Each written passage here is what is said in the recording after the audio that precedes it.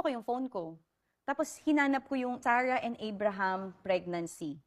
Pag-type ko, lahat ng nakita ko sa phone ko, 11:11. Hebrew 11:11. Hebrews 11:11. Hebrews 11:11. Hindi sale.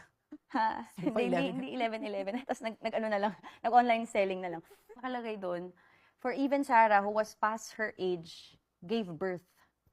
So the Lord opened her womb because she entrusted that the one who promised is faithful. Tapos na-realize ko, 11:11 is our wedding anniversary. Hindi nga. 11:11 kami ni Mikey. Totoo yan. Kaya talagang pag naghahanap ka ng answers. So Totoo pag yan. so parang naiyak ako noon kasi parang kinausap ako ni Lord, if I promise, you just have to believe. So, yun, nung nag-aano ko, sabi ni Lord, di ba, nag-promise na ako sa'yo, nabibigyan ko kayo ng anak. You just have to be faithful because I am faithful. Pagdating ko noon, dumating si Mikey, nakangiti ako.